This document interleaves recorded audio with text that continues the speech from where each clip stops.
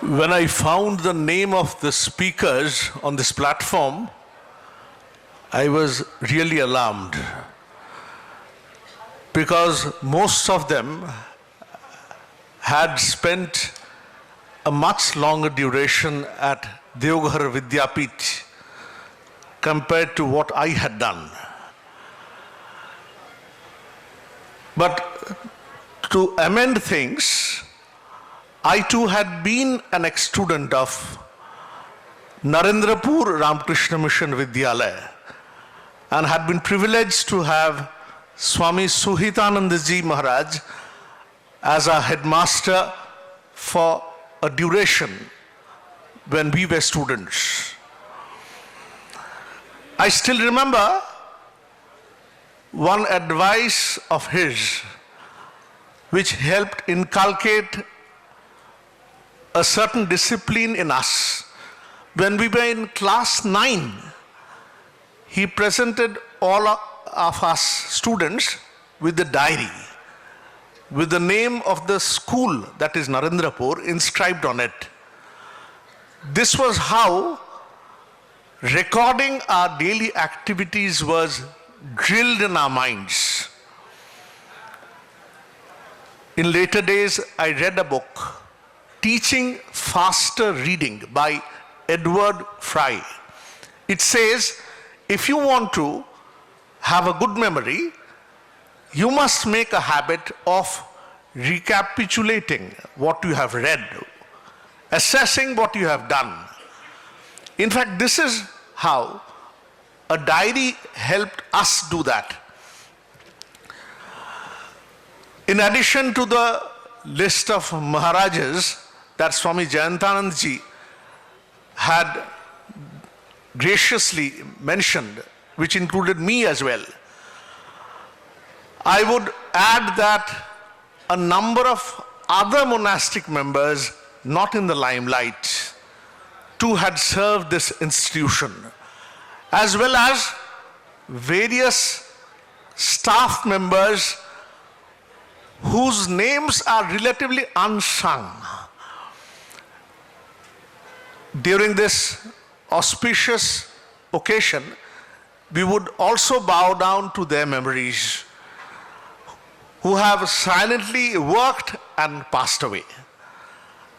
In fact, many of our sadhus, we stay here for lesser duration than the workers or the teachers have done. I remember that you see there are photos of two direct disciples of Sri Ramakrishna high above. Swami Shivanandaji, who had inaugurated this Vidyalaya, and Swami Turyanandaji, whose inspiration was behind Swami Sadbhavanandaji making this endeavor. I would add to this another direct disciple, Swami Shubodhanandaji Maharaj, who personally came in to this Vidyapith and initiated a student. I believe he was in class 6 or 7. He himself came in and initiated. So Vidyapith, in a sense, carries the glories of the disciples of Sri Ramakrishna. Maharaj had wonderfully told us how we every day remember Thakurma and Swamiji when we stay here. I was neutrally sitting on the stand and assessing things. I was wondering, doesn't all hostel institutions have this feeling, this emotion? Batchmates coming together, remembering our old days, how we had passed those school days, often naughty boys. But when we recapitulate those days, they are sweet ones. Those frolics of ours are now etched in memories. Often the scoldings are sweeter than our successes. But in this, how does Vidyapith or a residential school like the Ramakrishna Mission distinguish itself from? This is where the ideology of the Ramakrishna mission stands out. It tells you, Shiva Jnane Jibo Shiva, serve God as man. The doctrine of the Ramakrishna mission is Atmano Mokshartham Jagat Hitaya Cha. Very big ideologies. It says for your own liberation as well as for the welfare of the world. Interestingly, near Vidyapith, at a village known as Rohini, Sri Ramakrishna long ago in 1868, much earlier than when the Vidyapith was set up, was going along this way. And there he struck work. He said to Mathura Mohan, who was taking him to a pilgrimage, he said that unless you serve these poor Santhal villagers, I would not go with you to Varanasi. Mathura Mohan finally had to agree to his demands. And this is how the service activities of Ramakrishna mission had a start. And this in later days was proclaimed loudly to the world by Swami Vivekananda. These ideologies, which silently like dewdrops fall on the minds of the students, still unconscious during their student days, while you were studying in Vidyapith, probably as we used to do, we wouldn't like attending prayers in the morning and evening every day. But unconsciously, without our being conscious of it even, these ideologies had gradually engulfed our minds. Some of us indeed have joined the Ramakrishna mission. In fact, I'm so happy to say that persons or monks joining the Ramakrishna mission, quite a number of them are ex-students. In fact, revered Maharaj too was an ex-student of Belur Vidya Mandir College, as it was Swami Jayantananda Maharaj, who was an ex-student of Narendrapur Residential College, just as I was of Narendrapur Vidyalaya, that is school. So, this ideology which is drilled in your mind wouldn't go in vain. Whether we become a monk or we stay in the world, these would stay lifelong, inspiring you. This is where the Ramakrishna Mission school or a residential school distinguishes itself from others. Coming back to a bit of history, some of the older ex-students would be remembering it. There was a time when Vidyapith, then affiliated to the West Bengal board, its number of students was declining. So when Purulia Ramakrishna Mission was set up, it interestingly has the same name, very same name, Ramakrishna Mission Vidyapith Purulia, just as Deoghar has its school's name.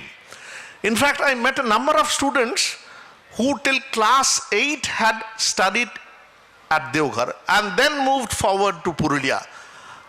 By the way, any of you present here have done the same? Any of you? I have met such ex-students in Deoghar and in Kolkata. So at that time there was a suggestion that with lesser and lesser students, Deoghar Vidyapith, its work might be discontinued. But that was not to be. The blessings of Swami Shivanandaji was there. In fact, today, Deoghar Vidyapith distinguishes itself in two ways. Firstly, compared to other schools in West Bengal, this is a school under the CBSE board. Because CBSE board is often the trend setter for examination systems of schools in India. Secondly, as a private educational institution run on humanitarian lines, free of the shackles of government intervention, Deoghar Vidyapith has been a successful experiment. In fact, often we have discussions among monastic members, even at the conference of monastic members in Beluru Math, that why can't we have such institutions elsewhere as well?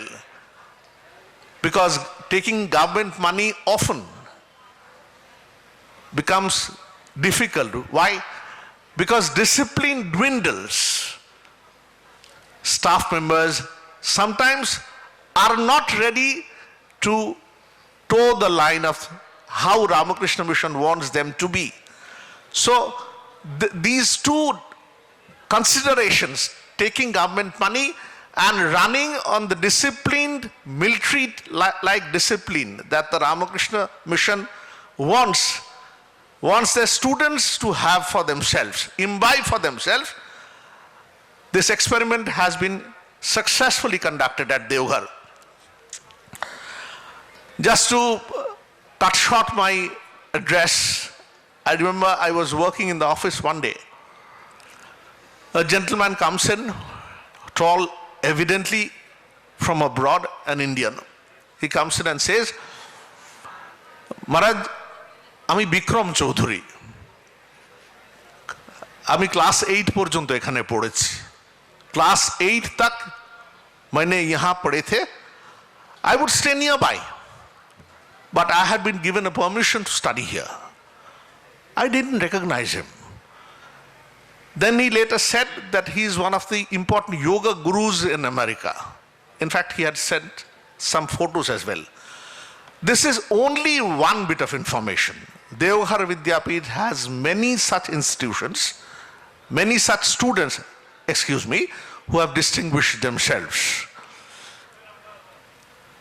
The enterprise of the ex-students to contribute to the development of the school is indeed very, very encouraging. Not only the school, the ashrama too had been set up 100 years earlier. Today, with massive other institutions of the Ramakrishna Mission coming up, only a few days earlier had been to Gurgaon, where an 8-story Ramakrishna Mission Center had come up. Even at Beluru Math, the Ramakrishna Vivekananda University has massive buildings. Deoghar too must come up with the times. The society, in fact, wants that you can take in more students. To me, we must gradually think on these lines. Compared to the infrastructure, probably Deoghar would be happy, the society would be happy to have more students in Deoghar Vidyapith. Of course, the time will tell whether this will be possible. I bow down to Thakur Ma and Swamiji and to Baba Vidyanath so that this institution proceeds to higher and higher heights of excellence. Last but not the least, I had mentioned Swami Jayantananda, but at the background I must mention one person, the principal of the school, Arijit Maharaj, who had silently worked behind the scenes, keeping constant contact with us, so that we are all today here. And for the young boys studying now in the school, it is not easy for you to understand the relevance of a gathering of ex-students. That is why probably you can naturally be restless sometimes. But remember, these senior dada of yours one day had been like you. Today they are here to pay their respects to this institution. You must also come here one day similarly. Thank you all.